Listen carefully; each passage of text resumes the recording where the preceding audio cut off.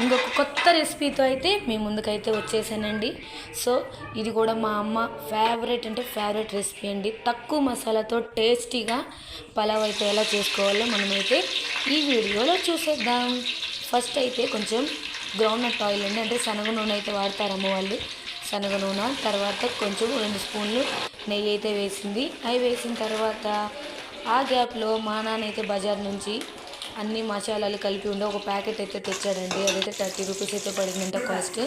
So onions, మిర్చి, కరివేపాకు అవన్నీ వేసిన తర్వాత ఆ ప్యాకెట్లో ఉన్న దినుసులన్నీ వేసేసింది.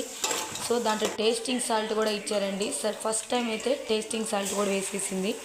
అల్లం వెల్లుల్లి పేస్ట్ ఇవన్నీ వేసిన తర్వాత చూడండి బాగా దాన్ని రోస్ట్ అయ్యేదాకా ఉంచుకోవాలి. చాలా అంటే చాలా బాగుంటుందండి. మీరు కూడా ట్రై చేయండి తప్పకుండా. చాలామందికి గ్యాస్ స్టవ్లని పలావ్ అనేది తినకుండా చాలా ఇబ్బంది పడుతూ ఉంటారు. కానీ ఈ రెసిపీ మాత్రం మీరు చక్కగా తినొచ్చు, ఎందుకంటే మసాలా తక్కువతో అమ్మ చాలా బాగా చేస్తుంది. కొబ్బరి పొడి పట్టేసుకుంది, ఆల్రెడీ బియ్యం నానబెట్టేసుకుంది పలావ్కి. సో కొబ్బరి పొడి అవన్నీ వేసి టొమాటో కొంచెం క్యాష్యూ కూడా వేసింది టేస్ట్ బాగుంటుందని.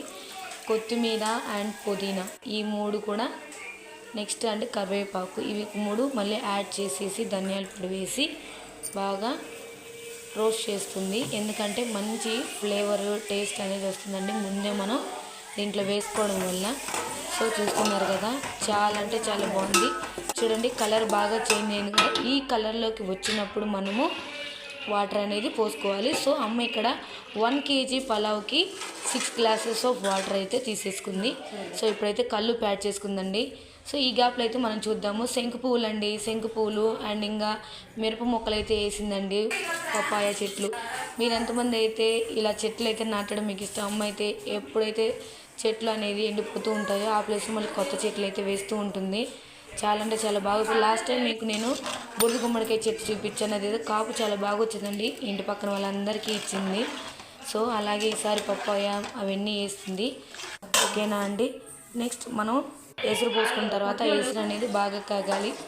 అమ్మ ఎప్పుడైనా వంట చేస్తుందంటే చాలు వంట చేస్తూనే ఉంటుంది. ఆ గ్యాప్లో ఇలా గిన్నెలు మొత్తం కడిగేసి సర్దుకుంటుంది, కిచెన్ నీట్గా పెట్టుకుంటూ.